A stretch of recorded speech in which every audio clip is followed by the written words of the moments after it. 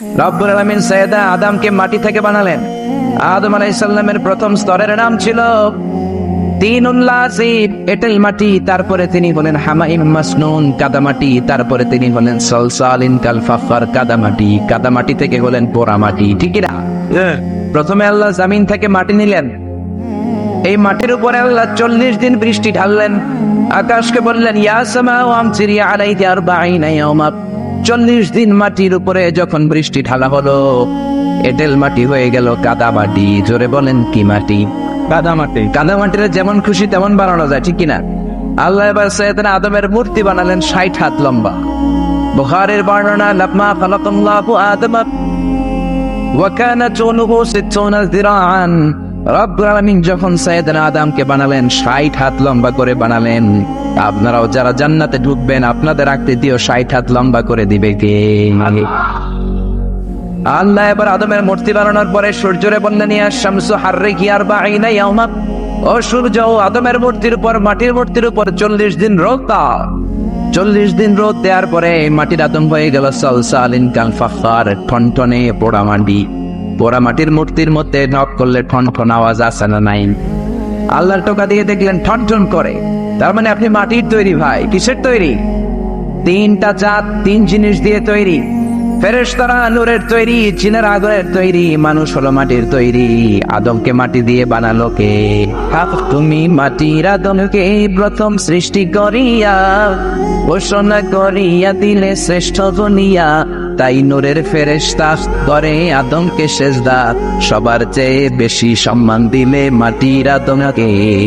আল্লাহ আল্লাহ না তুমি জানলে জানালু, শেষ করা তো যায় না গে তোমার গুণগান। জোরে বলেন ঠিক না? এই জন্য মাটি থেকে আমাদেরকে বানিয়েছে কে?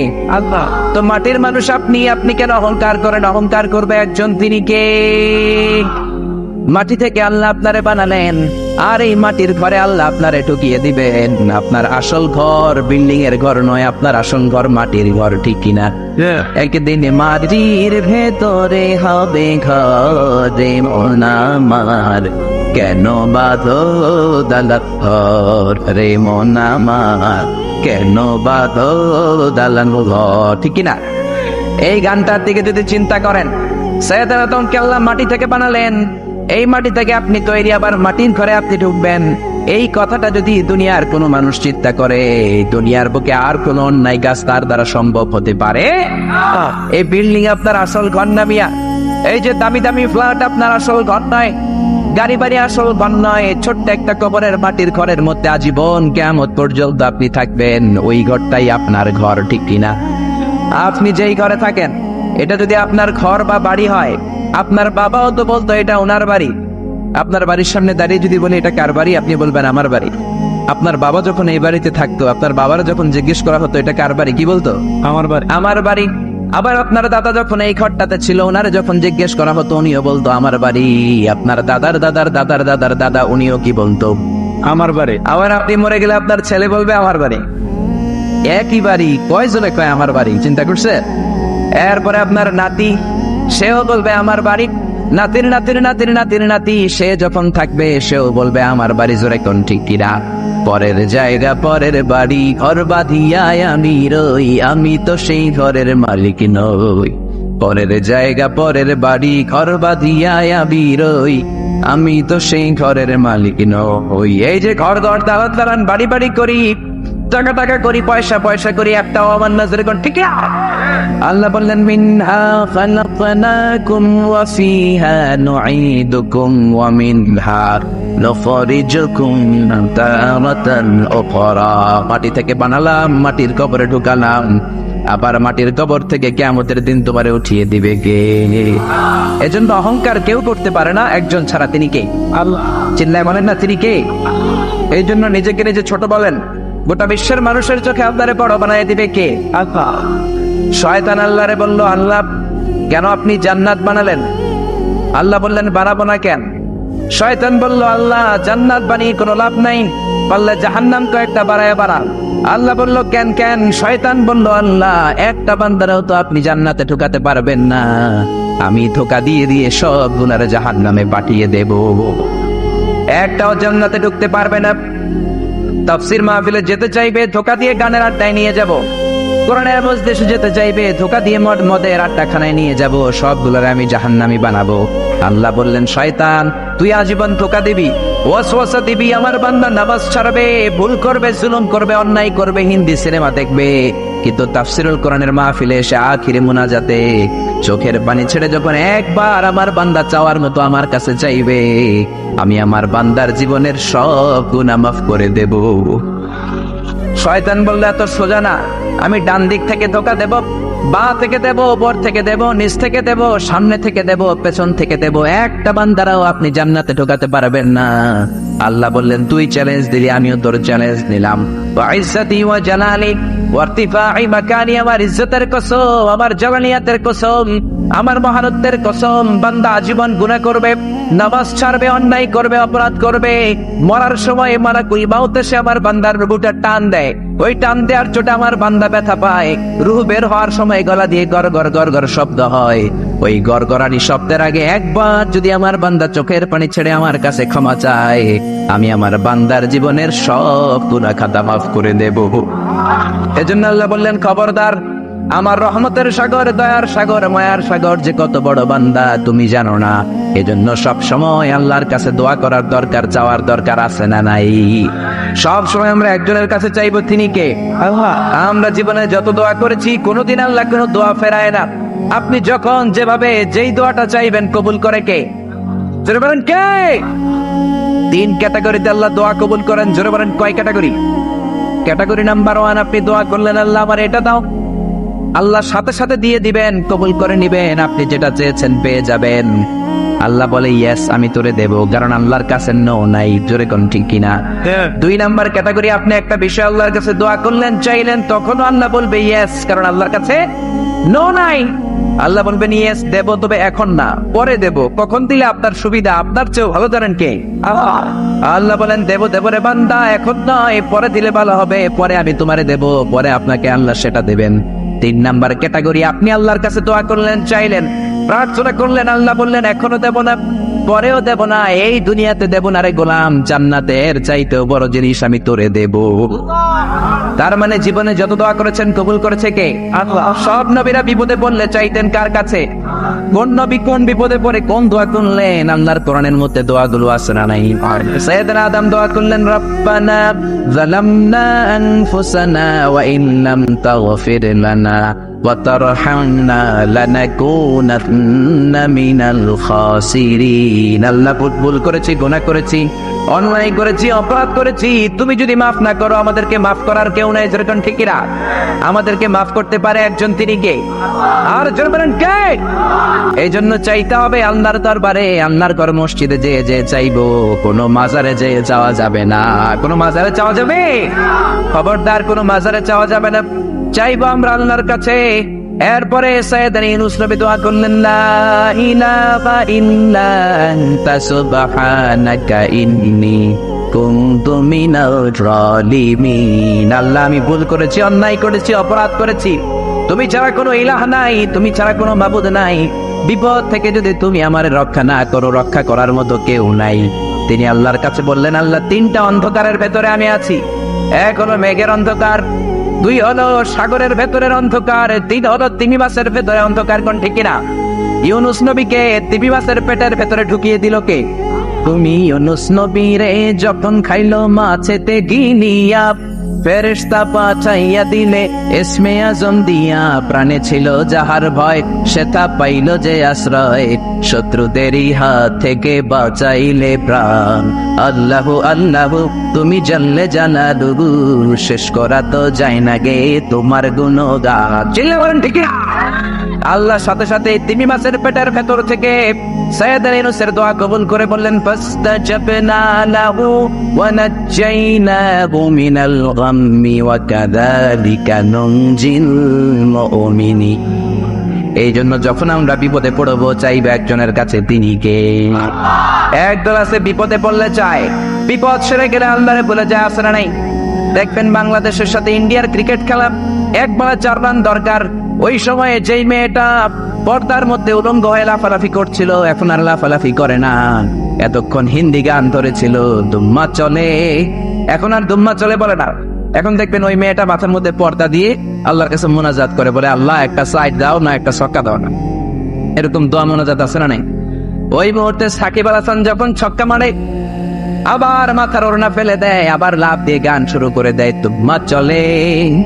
তার মানে ছক্কা মারার আগেও দুম্মা চলে, পরেও দুম্মা চলে, মাঝখানে কামে লাগছে কারে? আর যে ধরেন কাকে? বিপদে আল্লাহরে স্মরণ করলেন, বিপদ চলে গেল, আল্লাহরে ভুলে গেলেন, মুমিন না মুনাফিক? আর জোরে বলেন মুমিন না মুনাফিক? আল্লাহ বললেন মুনাফিক যদি হও জাহান্নামের তলদেশে থাকে, আর মুমিন যদি হও কোরআনের সবগুলো কথা মানার দরকার আছে না নাই? কোরআনের কিছু মানলেন, কিছু ছাড়লেন, আপনি মুমিন না মুনাফিক? আল্লাহ বললেন আফাতুমিনুনা বিবাদিল কিতাবি ওয়া তাকফুরুনা বিবাদ। কোরআনের কিছু মানবা, কিছু ছাড়বা, মুমিন না মুনাফিক? একদল কোরআনের সহজ গুলা মানে, কঠিন গুলা মানে না, আসরা নাই? নরম নরম কথা মানে, গরম কথা মানে না, আসরা নাই? মিষ্টি খাওয়ার সুন্নত মানে, আল্লাহর রাস্তায় মায়ের খাওয়া যে সুন্নাত, ওইটা মানে না, আসরা নাই? সুন্নাত নয় শুধু সুমধুর আলাপন, আর সুন্নাত হলো হুঙ্কারে গর্জন, ঠিক না? সুন্নাত নয় শুধু মেষ চড়াতে যাওয়া, আর সুন্নাত হলো রাষ্ট্রনায়ক হওয়া। সুন্নাত নয় শুধু পাগড়ি মাথায় দেয়া, আর সুন্নাত হলো অন্যায় বাধা দেয়া। জোরে বলেন না, ঠিক না? মোহাব্বতে তার খালিদ মোরালি, দুর্দিনে ও তুমি পাশে থাকো কি? আরো কিছু সুন্নাহ আছে তুমি জানো কি? জানলেও জীবনে কখনো তা মানো কি? সুন্নাত নয় শুধু দাওয়াতের মেহমান, সুন্নাত নয় শুধু খাওয়া শেষে মধুপান। আরো কিছু সুন্নাহ আছে তুমি জানো কি? জানলেও জীবনে কখনো তা মানো কি? জোরে বলেন ঠিক কিনা? সুন্নাত যতগুলো আছে সব মানবো, রাজি আছেন? আল্লাহ বললেন ইন্নাকা লা তাহদি মান আহবাবতা ওয়ালাকিন্নাল্লাহা ইয়াহদি মান ইয়াশা। ও নবী, আপনি চাইলেই কাউকে হেদায়েত দিতে পারবেন না, হেদায়েত দেয় একজন, তিনি কে? আল্লাহ। কোন নবী কাউরে হেদায়েত দিতে পারে না, কোন ওলি কাউরে হেদায়েত দিতে পারে না, হেদায়েত দেয় একজন, তিনি কে? আল্লাহ। এই পৃথিবীতে অনেক বাবা ছিল, নবী ছেলেরা হেদায়েত করতে পারে নাই, আসরা নাই? ইব্রাহিম আলাইহিস সালাম আল্লাহর বড় পয়গম্বর, তার বাবা আযার ছিল কট্টর কাফের, ছেলে নবী কিন্তু বাপের হেদায়েত হয় নাই, ঠিক কি না? আবার অনেক বাবা ছিল নবী, নূহ আলাইহিস সালাম আল্লাহর নবী, তিনি তার ছেলেরে কানানকে হেদায়েত করতে পারে নাই, ঠিক কি না? আবার স্বামী ছিল নবী, বিবিরে হেদায়েত করতে পারে নাই। লূত আলাইহিস সালাম আল্লাহর বড় পয়গম্বর, তিনি নবী হয়েও বিবিরে হেদায়েত করতে পারেন নাই। আবার বিবি আল্লাহর ওলি, বিবি ওলি হলে কি হবে, স্বামীরে হেদায়েত করতে পারে নাই, আছে না নাই? আসিয়া আল্লাহর ওলি, ঠিক কি না? কিন্তু ফেরাউনের কপালে কি হেদায়েত হয়েছে? জোরে বলেন হয়েছে? এজন্য হেদায়েতের মালিক হলেন একজন, তিনি কে? এজন্য আল্লাহ বললেন ইন্নাকা লা তাহদি মান আহবাবতা ওয়ালাকিন্নাল্লাহা ইয়াহদি মান ইয়াশা। ও নবী, আপনি চাইলে কাউকে হেদায়েত দিতে পারবেন না। কেমনে আপনি দিবেন? কারণ হেদায়েত দেই তো আমি একা। আল্লাহ একা একা হেদায়েত দেন, হেদায়েতের চাবিকাঠি আল্লাহ কাউকে দেন নাই। জোরে বলেন ঠিক কি না? এই কোরআনে এসে হেদায়েতের কথা আছে না নাই? গোটা বিশ্বের সব বিষয়ের কথা কোরআনের মধ্যে তুলে দিয়েছে কে? সে আল্লাহ বলছেন যালিকাল কিতাবু লা রাইবা ফীহি হুদাল লিল মুত্তাকিন। This is the book whereof there is no doubt and a guidance to those who are muttaqin. এটা এমন বই যে বই কোনো ভুল নাই, যে বই কোনো সন্দেহ নাই, যে বই কোনো সংশয় নাই। মুত্তাকিনদের জন্য এই বইটার হেদায়েত মানে পাঠিয়েছে কে? এই কোরআন, এটা আমাদের জন্য সম্মান। এই কোরআন হেফজ করে কলিজায় রাখা যায়, পৃথিবীর কোন বই হেফজ করে কলিজায় রাখা যায় না, কোন ঠিক কিনা?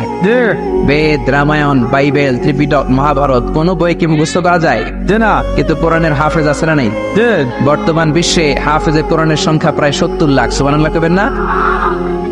ইন্টারন্যাশনাল প্ল্যাটফর্মে কোরআনকে দিয়ে আমাদেরকে চিনে। সুবহানাল্লাহ কবেন না? আমরা বিভিন্ন কনফারেন্সে গেলে কিছু কিছু লোক আমাদের দেশকে চিনে, কিছু কিছু লোক চিনে না। তারা জিজ্ঞেস করে from where you came to join the conference man? তুমি কোন দেশ থেকে আসছো? আমি বলি I came from Bangladesh. Bangladesh, where it's located? কোথায় এ দেশ?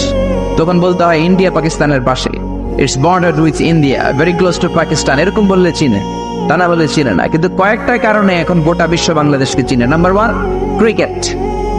ক্রিকেট এখন বাংলাদেশকে এমন একটা জায়গায় নিয়ে গিয়েছে, বাংলাদেশ নাকি এতটা শক্তিধর ক্রিকেট খেলোয়াড় হয়েছে, যে কোনো সময় যে কোনো দেশকে নাকি বাংলা ওয়াশ করে দেয়, ঠিক কিনা? এই কারণে এখন চীনে। 2 নাম্বার আমাদের ড্রেস, আমাদের যে পোশাক, আমাদের পোশাক পৃথিবীর সবচাইতে ভালো পোশাক। এত সুন্দর পোশাক কেউ বানাতে পারে না। আমেরিকাতে আমরা বাংলাদেশে খুঁজি আমেরিকার কাপড়, ইংল্যান্ডের কাপড়, কিন্তু আমেরিকাতে ডোনাল্ড ট্রাম্প যখন কাপড় খুঁজতে যায় সে খোঁজে মেড ইন বাংলাদেশ। বাংলাদেশের কাপড় কোথায় আছে? ইভেন তার নির্বাচনী প্রচারণায় সে একটা লাল ক্যাপ তৈরি করেছে যেখানে লেখা মেক আমেরিকা গ্রেট অ্যাগেইন, আমেরিকাকে আবার গ্রেট বানাও। এই ক্যাপটাও মেড ইন বাংলাদেশ, বাংলাদেশের তৈরি। সুবহানাল্লাহ বলবেন না? এই পোশাকের কারণে তৈরি পোশাক শিল্পে আমাদের গোটা বিশ্বে একটা নাম আছে না নাই? 3 নম্বরে হচ্ছে আমাদের মিলিটারি সেনাবাহিনী। আমাদের সেনাবাহিনী আফ্রিকাতে পিস কিপিং মিশন, শান্তিরক্ষী বাহিনী হিসেবে অনেক নাম কুড়িয়েছে। 4 নম্বর আমাদের ভাষা, our language, we are proud of it. আমরা এই ভাষাকে ভালোবাসি। এই 21 ফেব্রুয়ারি শুধু আমরাই পালন করি না, এখন ইন্টারন্যাশনাল মাদার ল্যাঙ্গুয়েজ ডে। পৃথিবীর সব দেশ এই দিবসটাকে পালন করে, ঠিক কিনা? 5 নম্বরে হচ্ছে বিশ্ব ইজতেমা। বিশ্ব ইজতেমার কারণে গোটা বিশ্বের মানুষ এখন বাংলাদেশকে চিনে, ঠিক কিনা? সর্বশেষ হচ্ছে এই কোরআন। আমার দেশের হাফেজে কোরআন যদি পৃথিবীর কোনো ইন্টারন্যাশনাল কম্পিটিশনে বসে, আল্লাহর জামিনে এমন কোন বিচারক পয়দা হয় নাই যে বিচারক কোরআন থেকে প্রশ্ন করবে আর আমার হাফেজরা উত্তর দিতে পারবে না। জোরে বলেন ঠিক কিনা? গোটা বিশ্ব কাঁপিয়ে দিয়েছে হাফেজ জাকারিয়া, বাহরাইনে ফার্স্ট, মিশরে ফার্স্ট, পুরস্কার পেয়েছে 20 লাখ টাকা। সুবহানাল্লাহ বলবেন না? এর আগে নাজমুল সাকিব নামে এক ছেলে গোটা বিশ্ব কাঁপিয়েছে। এজন্য ছেলে মেয়েদেরকে আগে কোরআন শিখাতে হবে ভাই। জোরে বলেন আগে কি, পরে অন্য জ্ঞান। আগে কোরআন, পরে অন্য জ্ঞান। Teach your children the Holi Quran, the Holi Quran will teach your children everything. আপনি আপনার ছেলেরে কোরআন শিখান, কোরআন আপনার ছেলেরে সব শিখাবে। জোরে বলেন ঠিক কিনা? Your children can choose any kind of profession. সে যে কোনো পড়াশোনা করতে পারে, যে কোনো লেখাপড়া করতে পারে, সমস্যা নাই। He can B a doctor, he can B a teacher, he can be politician, he can be corporate officer, he can be a scientist, pilot, but he need to be a real practicing Muslim. আপনার ছেলেরা doctor বানাবেন, ভালো। Engineer ভালো, রাজনীতিবিদ খুবই ভালো, কিন্তু সবার আগে কোরআন জানার দরকার আছে না নাই? পাইলট হলে এমন পাইলট হবে যে পাইলট বিমান ল্যান্ডিং এর পরে বিমান থেকে নেমে কপাল খসে সেজদা দিবে একজনকে, তিনি কে? আল্লাহ। আর জেরে তিনি কে? আল্লাহ। একটা সময় ছিল 64,000 গ্রাম, বাংলার এই গ্রামগুলো থেকে কোরআনের ধ্বনি ভেসে আসতো। কোরআনের সুন্দর একটা সুর সব গ্রাম বাংলায় পাওয়া যেত। এখন এটা নাই, অনেক জায়গায় একেবারেই নাই, অনেক জায়গায় কমতে শুরু করেছে। অনেক জায়গায় মক্তব নাই, মক্তব থাকলে মুয়াজ্জিন নাই, মুয়াজ্জিন হুজুর থাকলে ছাত্র নাই। এরকম পরিস্থিতি আছে না নাই? কোরআন শিখানোর দরকার আছে না নাই? শিখাতে রাজি আছেন তো? সবার আগে কোরআন, তারপরে অন্য জ্ঞান। কারণ কোরআন আপনার ছেলেরা শিক্ষিত বানাবে। কোরআন বলে ইকরা বিসমি রাব্বিকাল্লাযী খালাক, read in the name of your lord who has created. বলো তোমার প্রভুর নামে যিনি শিখিয়েছেন। জোরে বলেন ঠিক কিনা? ধর্মপ্রাণ ধর্মপ্রাণ আমরা বড়ই ধর্মপ্রাণ, নামাজ রোজার কিছু নাই বলেও ধরি না কোরআন। ধর্মপ্রাণ রোজ সকালে শুনতাম আগে আল কোরআনের বাণী রে, আল কোরআনের বাণী। এখন শুনি সারে গামার দীপ্ত ফেনানি। যেরকম ঠিক কিনা? ধর্মপ্রাণ মুসলমান আজকাল হয়েছে মডার্ন। ধর্মপ্রাণ ধর্মপ্রাণ আমরা বড়ই ধর্মপ্রাণ, নামাজ রোজার কিছু নাই বলেও ধরি না কোরআন। ধর্মপ্রাণ প্রতিদিন কোরআন শিখায় যে তার পকেট যায় ফাঁকা রে, তার পকেট যায় ফাঁকা। সপ্তাহে 2 দিন গান শিখায় যে নেই তো 1000 টাকা। জোরবার না ঠিক কিনা? ধর্মপ্রাণ মুসলমান আজকাল হয়েছে মডার্ন। ধর্মপ্রাণ ধর্মপ্রাণ আমরা বড়ই ধর্মপ্রাণ, নামাজ রোজার কিছু নাই বলেও ধরি না কোরআন। ধর্মপ্রাণ কোরআন শিখাতে রাজি আছেন? নিজে পারলে বিবিরে শিখান, বিবি পারলে বিবির কাছ থেকে শিখেন। কোরআন শিখাই কোনো লজ্জা নাই। জোরে বলেন ঠিক কিনা? কেননা বিশ্বনবী বললেন খায়রুকুম মান তাআল্লামাল কোরআন ওয়া আল্লামাহু। তোমাদের মাঝে আল্লাহর কাছে ওই লোকটা সবচাইতে সেরা যে নিজেও কোরআন পড়ে অন্যরেও শেখায়। সুবহানাল্লাহ। আপনি আপনার বিবিরে শিখালেন, অথবা আপনার বিবি আপনারে শিখালো, এগুলো দেখে দেখে আপনার ছেলে মেয়ে এগুলো কোরআন শিখে শিখে বড় হবে। জোরে বলেন ঠিক কিনা? আপনার ফ্যামিলিটা জান্নাতি ফ্যামিলি হবে। জোরে বলেন ঠিক কিনা? আর যদি কোরআন না শিখিয়ে বিবিরে জি বাংলা দেখতে দেন, স্টার জলসা দেখতে দেন, কিরণমালা দেখতে দেন, তাদের পেট থেকে বড় বড় ডন আর গডফাদার বের হবে, কোন ঠিক কিনা? কোরআন শিখালে মায়ের পেটগুলো হলো খনি। কোরআন শিখান, হেজাব শিখান, ভদ্রতা শিখান, পর্দার মধ্যে রাখেন, তাদের পেটগুলো ডায়মন্ডের খনি। আমার মায়ের পেটগুলো স্বর্ণের খনি। এই পেটগুলো থেকে বড় বড় আল্লামা বের হবে, মুফাসসিরে কোরআন বের হবে, এই পেটগুলো থেকে আল্লাহর ওলি বের হবে, জোরে কোন ঠিক কিনা? আর যদি জি বাংলার হাতে ছেড়ে দেন, স্টার জলসা দেখতে দেন, কিরণমালা হিন্দি সিরিয়াল দেখতে দেন, তাদের পেট থেকে বের হবে বড় বড় গডফাদার, এরশাদ শিকদার, পিচ্চি আন্না, কালা জাহাঙ্গীর। আছে না নাই? এজন্য পর্দা শিখানোর দরকার আছে না নাই? ছোট্ট মেয়েটারে 5 বছর 7 বছর যখন হয়ে যায় পর্দা শিখিয়ে দেন, দেখবেন এই মেয়েটা বড় হলে এর পেট থেকে খাদিজার মতো, আয়েশার মতো মেয়ে বের হবে। তা না হলে এর পেট থেকে তসলিমা নসরিনের মতো নাস্তিক বেরোবে, ঐশীর মতো মেয়ে বেরোবে, জোরে বলেন ঠিক কিনা? এজন্য কোরআন শিখাতে রাজি আছেন তো? এই কোরআন আপনাকে বলে দিবে কেন আপনি পৃথিবীতে আসলেন, আসার আগে কই ছিলেন, আবার কোথায় যাবেন, এই সব ইনফরমেশন তথ্য কোরআনে আছে না নাই? আমরা যদি বলি কোরআন কেন আসলাম, তুমি বলো। কোরআন বলে ওয়ামা খালাকাতুল জিন্না ওয়াল ইনসা ইল্লা লিয়াবুদুন। জিন জাতি আর মানুষ জাতি তোমাদেরকে সৃষ্টি করা হয়েছে কেবলমাত্র আল্লাহর ইবাদতের জন্য। জোরে বলেন কার? চিল্লায় বলেন না কার? এই জন্য চাইবো আমরা একজনের কাছে, তিনি কে? আল্লাহ ছাড়া অন্য কারো কাছে চাওয়া যাবে? অনেকে আছে গণক বাবার কাছে যায়, জ্যোতিষ বাবার কাছে যায়, রাশিফল দেখে কথা বলে, হাত দেখে কথা বলতে চায়, এরকম লোকের কাছে যায়, আছে না নাই? গণকের কাছে যদি যান আপনার ইমান থাকবে নাকি? বিশ্বনবী বললেন মান আতা আররাফান ফাসালাহু আন শাইইন লাম তুকবাল লাহু সালাতুহু 40 ইয়াওমা। কেউ যদি কোনো গণকের কাছে যায়, ভবিষ্যতের ব্যাপারে যদি গণককে জিজ্ঞাসা করে, ওই ব্যক্তির 40 দিনের নামাজগুলোরে বাতিল করে দেয় কে? গণকের কাছে যাবেন না তো? যাবেন না তো? তবে যেতে পারবেন এক শর্তে, সাইজ করার জন্য, মাইট দেওয়ার জন্য পারা যাবে না। ওর চেম্বারে যেই কোনো কথা নেই, 40 কেজি ওজন, এক থাপ্পড়। থাপ্পড় দিলে যদি রেগে যায়, আমার থাপ্পড় দিলেন কেন? আপনি বলবেন তুমি না গণক, ভবিষ্যতের সব কথা আগেই জানো, আমি এসে যে তোমার থাপ্পড় দিবে তুমি তো আগেই জানার কথা, আমারে দেখে তুই দৌড় দিলি না কেন? জোরে বলেন ঠিক কিনা? এইভাবে গণকদেরকে ধোলাই দিলে আর গণক খুঁজে পাওয়া যাবে?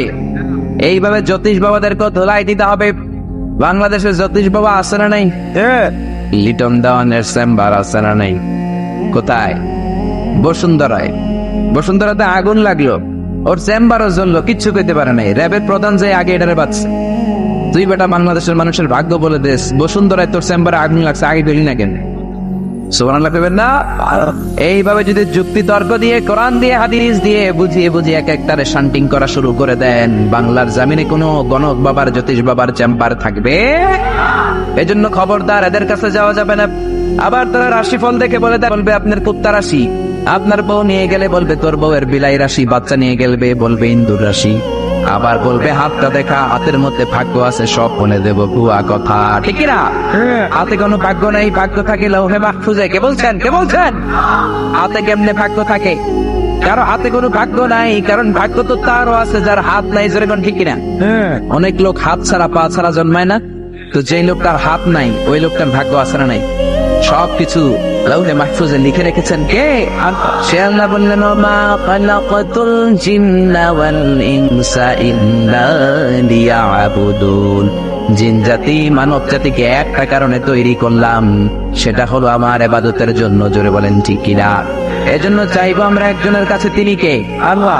একজন আছে নামাজে আসলে মসজিদে চায়, মসজিদ থেকে বের হয়ে খাজা বাবার কাছে চায়, আছে না নাই? কেউ ফিরে না খালি হাতে, খাজারে তোর দরবারেতে, বলে না? এটা বললে আপনার ইমান থাকবে?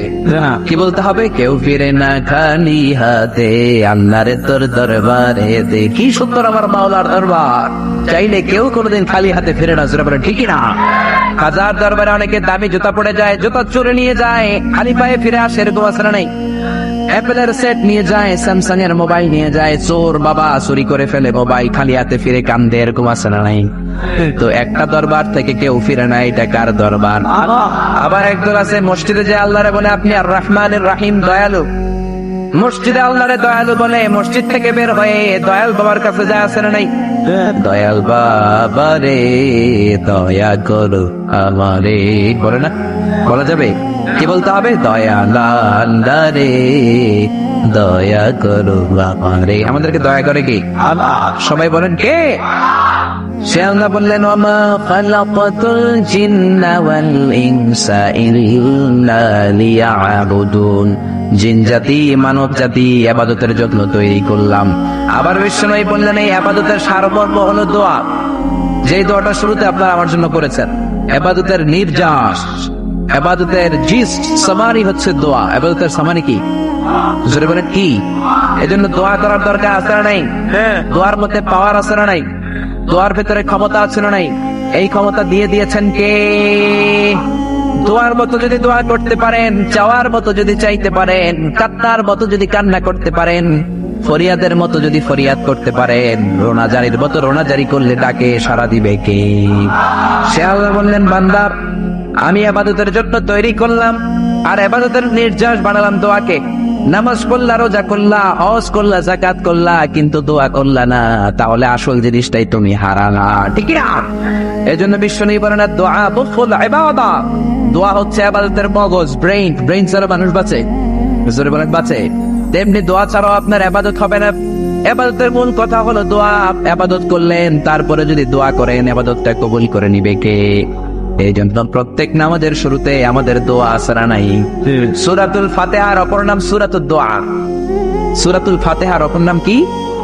সূরাতুদ দোয়া, মানে প্রার্থনার সূরা। আমরা আল্লাহর কাছে প্রার্থনা করি।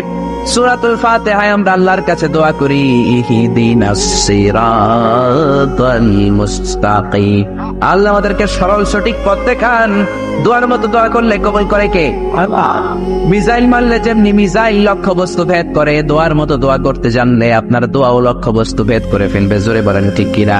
এজন্য আল্লাহ বলেন, ওয়াকালা রাব্বুকুম উদউনি আস্তাজিব লাকুম, ও বান্দা তুমি আমার কাছে যাও, আমি চাইলে তোমার দোয়ায় সাড়া দেব, ঠিক না? ওয়াইদা সালাকা ইবাদি আন্নী ফাইন্নী করিব উজিবু দাওয়াতাদ দাঈ ইযা দাআন ফালিয়াস্তাজিবু লি ওয়ালিউমিনু বি লাআল্লাহুম ইয়ারশুদুন। ও নবী, আমার বান্দারা যখন জিজ্ঞেস করে সালাকা ইবাদি আন্নী, আমি কোথায়, আপনি বলেন আমি করিব, কাছে। যখন তারা আমার কাছে চায় তখনই ডাকে সাড়া দেয়। বলেন ঠিক কিনা? এই দুনিয়ায় কোন চেম্বার 24 ঘন্টা খোলা নাই, সব সময় খোলা থাকে না। একটা দরবার সব সময় খোলা থাকে, এটা কার দরবার? রাত্রি যত গভীর হয়, দুনিয়ার ঘরবাড়িগুলোর দরজা বন্ধ হয়ে যায় দোকানের শাটার নামে, আর রাত্রি যত গভীর হয় আল্লাহর রহমতের দরজা খোলে, আল্লাহর রহমতের শাটার উপরের দিকে ওঠে, ঠিক না? এজন্য চাইতে হবে একজনের কাছে, তিনি কে? আল্লাহ বললেন, গোলাম খবরদার নিরাশ হবি না। তোর পাপ যত বড় হোক, আমার দয়ার সাগর তার চাইতেও বড়। তোর গুনাহ যদি হয় খালের পানির সমান, বিলের পানির সমান, রে বান্দা, আমি আল্লাহর দয়া ভালোবাসা হলো আটলান্টিক মহাসাগরের সমান। তোর পাপ আর অন্যায় যদি হয় পাহাড়ের সমান, আমি আল্লাহর দয়া আকাশের সমান, ঠিক না? এজন্য আল্লাহ বললেন, লা তাকনাতু মির রাহমাতিল্লাহি ইন্নাল্লাহা ইয়াগফিরুয যুনুবা জামিআ, খবরদার আমার রহমত থেকে নিরাশ হয়ো না। আমার রহমত থেকে কাফির, মুশরিক আর নাস্তিক ছাড়া কেউ নিরাশ হয় না। জোরে বলেন ঠিক না? তুলু শারি ইলা শাহমাতাইল বুতুন, বিশ্বনবীর চুলগুলো লম্বা ছিল। কি ছিল? সব নবীদের লম্বা চুল ছিল। সুবহানাল্লাহ পড়েন। আলামাতুল খাওয়ারিজি হালকুশ শার, খারিজিদের আলামত হচ্ছে চুল গুটি গুটি করে রাখা, ছোট ছোট করে রাখা, চুল ছেটে রাখা। সব নবীদের চুল লম্বা ছিল। মাঝে মাঝে ইলা শাহমাতাইল উযুন, এত লম্বা চুল রাখতেন কানের লতি বরাবর হয়ে যেত। কখনো নিসফিল উযুন, কানের মাঝামাঝি বরাবর, আবার কখনো কখনো ইলাল মানকিবাইন, কাঁধ বরাবর লম্বা চুল রাখতেন বিশ্বনবী। পড়েন সুবহানাল্লাহ। ইয়াং পোলাপানরা খুশি, দলিল পেয়ে গেছে চুল লম্বা রাখার। সব খুশি না? হ্যাঁ, আব্বা আম্মা না করে আজারি ভাই কইছে চুল লম্বা রাখা যাবে। কিন্তু এই হেয়ার কাটেও তোমার একটা সৌন্দর্য থাকতে হবে। আর স্কুলের যদি ড্রেস কোড থাকে, হেয়ার কাটের কোড থাকে, ওইটা মেনটেন করতে হবে, ঠিক কিনা? এখনকার ইয়াং ছেলেরা অদ্ভুত কিছু কাটিং দেয়, এখানে আছে কিনা জানি না। তারা যেটা করে, না না এখানে নাই, ওরাই কয় আছে। নাহা রাসূলুল্লাহ সাল্লাল্লাহু আলাইহি ওয়াসাল্লাম আনিল কাযাহ, বিশ্বনবী কাযাহ হেয়ার কাট দিতে নিষেধ করেছেন। কাযাহ হচ্ছে কিছু জায়গা চুল একেবারে চামড়ার সাথে লাগিয়ে ফেলা, আবার কিছু জায়গায় চুল বড় রাখা, আছে না নাই? ইদানিং ছেলেপেলারা এগুলো দিতে শুরু করেছে, এটা নিষেধ। এই কাযাহ হেয়ার কাট কোন মুসলমান দিতে পারে? কেউ যদি খুলে দিয়েও থাকো সামনে থেকে আর কখনো দিবা না, রাজি তো? তাহলে বিশ্বনবীর চুলগুলো লম্বা ছিল, কাসীরুশ শা'r, ঘন চুল ছিল, টাক মাথা ছিলেন না। টাক ছিল নাকি? বয়স যখন 63, ঘন চুল। লাইসা বিসসাফতি ওয়ালা জা'দুল কাতিত, চুলগুলো কোকড়ানোও ছিল না আবার ঝুলাও ছিল না, মাঝামাঝি ছিল। সুবহানাল্লাহ, কি সুন্দর ছিলেন তিনি। ওয়াকানা ইফাররিকু শা'রাহু, চুলের মাঝখানে এরকম সিতি করতেন। কাজী নজরুল ইসলামরে দেখছেন? ওনার এরকম সিতির স্টাইল আছে না? বিষ্ণু ইসা ইসলাম এইভাবে মাঝখানে সিতি করে সিতির মাঝখানে আতর ঢেলে দিতেন। সুবহানাল্লাহ পড়েন। আতর ঢেলে দিতেন। যেই নবীর কথা আজীবন ওয়াজে শুনলেন, যেই নবীর নামাজের তাশাহুদে বসে সালাতু সালাম পড়ে শোনা, যে নবীর জন্য দেহের তাজা রক্ত আমরা বিলিয়ে দিতে রাজি, ওই নবীর কবরের সামনে যে যখন দাঁড়াবেন আর ভাববেন আমার আর নবীর থেকে ব্যবধান 5-6 হাত, এইখানে আমার নবী শুয়ে আছে, এইখানে আমি, আপনি কি ধৈর্য ধারণ করতে পারবেন? কথা বলেন, নিজেকে সামলে রাখতে পারবেন? আমার নবীর কোন উম্মত প্রথম যখন উমরা করতে যায়, হজ করতে যায়, নবীর কবরের সামনে দাঁড়িয়ে নিজেকে সামলে রাখতে পারে না, চিৎকার দিয়ে কান্না আসে, চোখ দিয়ে ধা ধা করে অশ্রু ঝরে। যেই নবীর ভালোবাসা আমার হৃদয়ের মধ্যখানে, আমার নবী নাকি শোয়া আছে এই জায়গায়, এই জায়গায় আমার নবী শোয়া। সহ্য হয় না, বুক ফেটে চিৎকার আসে, কিন্তু চিৎকার দেয়া যায় না। কারণ যে আয়াতের তাফসীর আপনাদেরকে শোনাচ্ছি, এই আয়াতটা বিষ্ণু নবীর কবরের উপরে লেখা। লা তারফাউ আসওয়াতাকুম ফাওকা সাউতিন নবী, তুমি নবীর দরবারে এসেছো, এখানে বড় গলায় আওয়াজ করে কোনো কথা বলা যাবে না, চিল্লায় বলেন ঠিক কি না? এই আয়াতটা আজও লেখা নবীর কবরের উপর। লা তারফাউ আসওয়াতাকুম ফাওকা সাউতিন নবী, নবীর দরবার, এখানে চিৎকার চেঁচামেচি করে দুরূদ পড়া যাবে না, লাফালাফি করা যাবে না, অত্র হবে আন্তরিকতার সাথে, বিনয়ের সাথে নবীরে সালাম দিতে হবে। সুবহানাল্লাহ পড়েন। আল্লাহ রাসূল সাল্লাল্লাহু আলাইহি ওয়াসাল্লাম আমাদের থেকে বিদায় নিলেন, কিন্তু এই আয়াতের হুকুম আজও আছে না নাই? অনুরূপ ভাবে যারা আমাদের উস্তাদ, মা বাবা, আধ্যাত্মিক নেতা, ধর্মীয় গুরু, ইসলামী আন্দোলনের নেতা, তাদের সামনেও উচ্চবাচ্য করে আওয়াজ করা যাবে, তাদের সাথে ভদ্র ভাষায় কথা বলার দরকার আছে না নাই? তাহলে দুইটা গাইডলাইন আমরা পেলাম। প্রথম গাইডলাইন হচ্ছে আল্লাহ রাসূল যা বলেছে এটাই ফাইনাল, এটাই কি? কথা বোঝে নাই?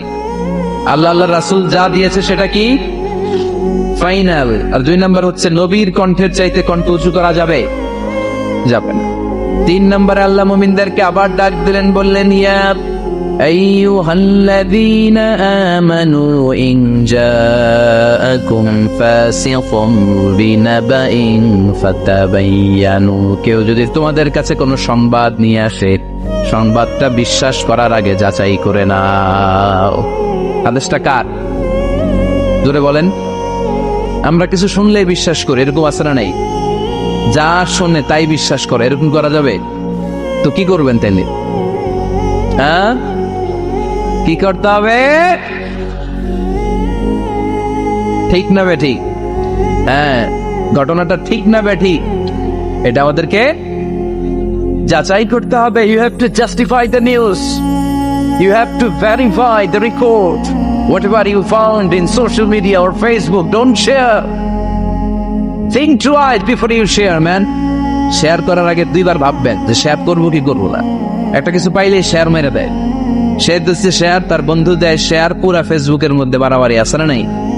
আসলে এরকম কিছু ঘটেই নাই, আছে না নাই? খবরদার, আমরা খুব খুব বেশি পছন্দ করি রুমর, গুজব ছড়ানোর জন্য বাংলাদেশের পৃথিবীতে 1 নাম্বার। আমাদের চেয়ে কেউ বেশি গুজব ছড়াতে পারে? আমরা কি গুজব মানব? গুজব এটারে আজকে আমরা নো বলে দিব। নো, কি বলবেন? এত আস্তে গুজবকে আমরা কি বলবো? নো। গুজবে কান দিবেন না। প্রায় দেখবেন সোশ্যাল মিডিয়াতে অমুক নেতার গোপন ভিডিও ফাঁস। তো অমুক নেতার গোপন ভিডিও ফাঁস হয়েছে, আপনার কি সমস্যা? আপনার এত ভালো লাগে কেন? আপনার ভিডিও তো কয়েকদিন পরে ফাঁস করবে, তখন আপনি কি করবেন? এই সমস্ত আজে বাজে কাজে যাবেন। অমুক নেতার কি ফাঁস হয়েছে, কি গোপন ভিডিও, কি স্ক্যান্ডাল, এগুলো নিয়ে কখনো মুমিনদের মাথা ব্যথা থাকতে পারে? মুমিন চাইলেই যে কোনো জিনিস শেয়ার দিতে পারে না। আপনি লা ইলাহা পড়েছেন, এই লা ইলাহা যেন তেন কোনো বাণী নয়। এই লা ইলাহার ঘোষণা দিয়ে যে মুমিন হয়, তার হাতগুলো আল্লাহর কাছে একেবারে সারেন্ডার, তার জিহ্বাটা সারেন্ডার, তার চোখগুলো সারেন্ডার, তার কানগুলো সারেন্ডার। সে চাইলেই মন যা চায় তা করতে পারে না, ঠিক কি না? আপনার কান দিয়ে যা শুনতে মন চায় শুনতে পারবেন? কেন পারেন না? কারণ আপনি মুমিন, ঠিক কি না? চোখ দিয়ে যা দেখতে মন চায় দেখা যায়। যেন কানে শুনি সদা তোমার কালাম, এ খোদা চোখে যেন দেখি শুধু কোরআনের আয়াত। শোনো আমার মোনাজাত, শোনো শোনো ইয়া ইলাহি আমার মোনাজাত, শোনো আমার মোনাজাত। পড়েন আমিন।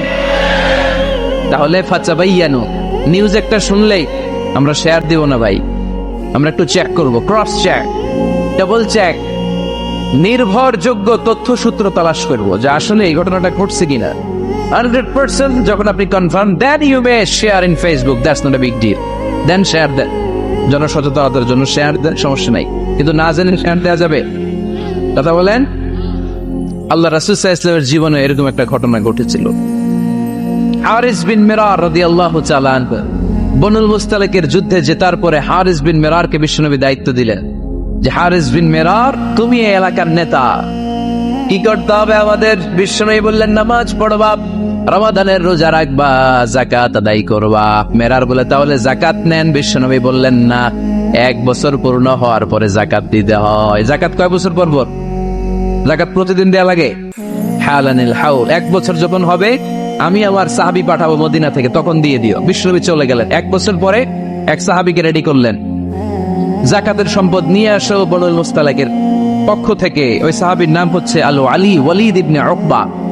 বিশ্বনবী ডেকে বললেন, ওয়ালিদ যাও, 1 বছর সময় অতিক্রান্ত হয়েছে, বনুল মুস্তালিকের লোকদের যত যাকাতের সম্পদ জমা হয়েছে নিয়ে আসো। সাইয়েদনা ওয়ালিদ ইবনে উকবা যখন সম্পদ আনার জন্য বের হলেন, ওইদিকে বনুল মুস্তালিকের লোকেরা শুনতে পেল বিশ্বনবীর পাঠানো সাহাবী উনাদের এলাকায় শুভাগমন করবে। ওই সাহাবীকে লাল গাড়িচার সংবর্ধনা দেওয়ার জন্য সেনাবাহিনী সহ পুরো এলাকা থেকে সব সৈন্যবাহিনী সহ তারা মরুভূমির মধ্যে এসে দাঁড়িয়ে রয়েছে। সুবহানাল্লাহ পড়ে। নবীর সাহাবীর আগমন হবে, নবীর সাহাবীর শুভাগমন। উনি এসে আমাদের এলাকার যাকাতের টাকা কালেকশন করে নিয়ে যাবে, ওনাকে সংবর্ধনা দিব। বের হও। তলোয়ার নিয়ে, ঘোড়া নিয়ে, গার্ড দিয়ে আমরা দাঁড়িয়ে থাকি। তো মরুভূমিতে সবাই দাঁড়ায় আছে। আল ওয়ালিদ ইবনে উকবা মদিনা থেকে বিশাল রাস্তা পাড়ি দিয়ে যখন বনুল মুস্তালিকের এলাকার কাছাকাছি দূর থেকে দেখে তলোয়ার নিয়ে লোকজন দাঁড়ায় আছে। কি নিয়ে দাঁড়ায় আছে? উনি ভাবছে আমারে মারার জন্য দাঁড়ায় আছে। উনি মনে মনে ভাবলেন, বিশ্বনবী পাঠালেন যাকাত নেয়ার জন্য, যাকাত পরে নিব, আগে জান সামলাই। কারণ এলাকার লোকেরা সব তলোয়ার নিয়ে সেনাবাহিনী সহ দাঁড়ানো। আসলে কথাটা কি ঠিক? মারার জন্য দাঁড়ায় আছে। কি জন্য? সম্মান দেওয়ার জন্য, ওয়েলকামিং রিসেপশন দেওয়ার জন্য। উনি ভাবলেন আমারে কচু কাটা করবো, এক কাজ করি, ওদিকে না যে অ্যাবাউট টার্ন, উল্টা করি। যেই চিন্তা ওই কাজ। সাহাবী আল ওয়ালিদ ইবনে উকবা উল্টা করে গেলেন। মন্দ ধারণা নিয়ে ফিরে যেয়ে বিশ্বনবীরে বললেন, নবী আপনি আমার মায়ের খাওয়ার জন্য পাঠাইছিলেন, যাকাত আনার জন্য পাঠিয়েছেন, কিন্তু তারা যাকাত তো দিবেই না, আমারে হত্যার জন্য তলোয়ার নিয়ে দাঁড়িয়েছিল গো নবী। কথা কি সত্য? উনি ভুল বুঝতে পারছে। উনি ভুল বুঝেছেন, না বুঝে ভুল কথায় বিশ্বনবীর কাছে প্রচার করে দিলেন। আল্লাহর হাবিব সাল্লাল্লাহু আলাইহি ওয়াসাল্লাম সহজ সরল মনা নবী, সাহাবী তো আর মিথ্যা বলবেন না। বিশ্বনবী বিশ্বাস করলেন। বিশ্বাস করে খালিদ ইবনে ওয়ালিদের নেতৃত্বে 1000 সৈন্যের অভিযান পাঠালেন। বললেন যাও, যে দেখো ঘটনা কি, ঘটনা সত্য হলে অভিযান চালাও। আল্লাহ বলেন নবী অভিযান পরে চালায়, একটু থামে। ফাতাবায়ানু ইন জাআকুম ফাসিকুম বিনাবাইন ফাতাবায়ানু। নবী ওয়ালিদ এসে আপনার কাছে যে তথ্য প্রচার করেছে, তথ্যটা সঠিক নয়, আগে যাচাই করেন, তারপরে অ্যাকশনে যান, ঠিক কিনা? আমরা ডাইরেক্ট অ্যাকশন মারি। আমরা কি করি? অ্যাকশন অ্যাকশন, ডাইরেক্ট অ্যাকশন, সত্য না মিথ্যা দাঁড় না। আল্লাহ বললেন নবী অভিযান চালাবেন না। ওয়ালিদ যেই কথা আপনারে বলেছে এই কথাটা সত্য নয়। আন তুসিবু কওমান বিজাহালাতিন ফাতুসবিহু আলা মা ফাআলতুম নাদিবিন। আপনি যদি ওই মুসলমানদের এলাকায় না জেনে অভিযান পাঠান, এই অভিযানে যদি কেউ মারা যায়, প্রত্যেকটা মৃত্যুর দায়ভার কিন্তু আপনার কাঁধেই বর্তাবে গো নবী, ঠিক না? এই যে আপনি চেক না করে, জাস্টিফাই না করে, নিশ্চিত না হয়ে ওয়ালিদের কথায় বিশ্বাস করেই বনু মুস্তালিককে অ্যাটাক করার জন্য 1000 সৈন্যবাহিনী পাঠালেন। ওরা যদি আক্রমণ করত, কেউ যদি মারা যেত, এই দায়ভার কার? আমার নবীর, ঠিক কিনা? নবীকে শিখানোর মাধ্যমে আল্লাহ তাআলা গোটা উম্মাহকে শিখাই দিলেন, ইন জাআকুম ফাসিকুম বিনাবাইন ফাতাবায়ানু। কেউ যদি খবর নিয়ে আসে, শুনেই বিশ্বাস করো না, আগে যাচাই করো, আগে চেক করো, তারপরে বিশ্বাস করবা, ঠিক কিনা? আন-নিসাউ শাকাইকুর রিজাল, নারীরা হচ্ছে পুরুষের কাউন্টার পার্ট, নারীরা হচ্ছে পুরুষের পার্টনার, সহকর্মী, সহযোগী। এই বিশ্ব সভ্যতা নির্মাণে শুধু পুরুষদেরই অবদান নাই, নারীদের অবদান আছে না নাই? এজন্য কাজী নজরুল ইসলাম অসাধারণ লিখেছে, এ বিশ্বে যা কিছু মহান চির কল্যাণকর, অর্ধেক তার করিয়াছে নারী, অর্ধেক তার নর। তার মানে নর নারী, স্বামী স্ত্রী দুইজনেরই অবদান এই মানব সভ্যতায় আছে না নাই? এই সম্পর্কটাকে আল্লাহ লেবাসের সাথে তুলনা করলেন, মেটাফরিক্যালি, রূপক ভাবে আল্লাহ পোশাকের সাথে তুলনা করলেন। পোশাক যেমনি গায়ের সাথে লেগে থাকে, পোশাক যেমনি চামড়ার সাথে মিশে থাকে, স্বামী স্ত্রীর সম্পর্কটা এরকম একাকার, মিলেমিশে, ভালোবেসে একাকার। স্বামী স্ত্রীর রিলেশনশিপ সম্পর্কটা অনেকটা হাত আর চোখের মধ্যে। হাত ব্যথা পেলে চোখ দিয়ে পানি ঝরে, আবার চোখ দিয়ে পানি ঝরলে হাত সেই পানি মুছে দেয়, ঠিক কিনা? তাহলে সম্পর্কটা কেমন যেন হাত আর চোখের মতো। হাত কেটে গেলে পানি পড়ে কোন দিক দিয়ে? চোখ দিয়ে পানি ঝরে, আবার চোখ দিয়ে পানি ঝরলে চোখের পানি মোছার জন্য হাতের দরকার আছে না নাই? তাহলে একেবারে মিলেমিশে একাকার সুখী দাম্পত্য জীবন, স্বামী স্ত্রী এই জান্নাতি সম্পর্কটাকে কিভাবে উপভোগ করবে, কিভাবে একে অপরের সাথে ডিলিংস করবে, আচরণ করবে, এ ব্যাপারে কোরআন এবং সুন্নায় আমাদের জন্য গাইডলাইন দেয়া আছে না নাই? আমরা গাইডলাইন নিব কোরআন থেকে। কোত্থেকে? কোরআন থেকে আর সুন্নাহ থেকে। কারণ এই কোরআন আর সুন্নাহ আমাদেরকে সঠিক জীবন দর্শন শিখায়, কিভাবে এই পৃথিবীতে চললে পৃথিবীতেও সুখ, আবার আখেরাতেও সুখ, এর সব দিক নির্দেশনা কোরআনে আছে না নাই?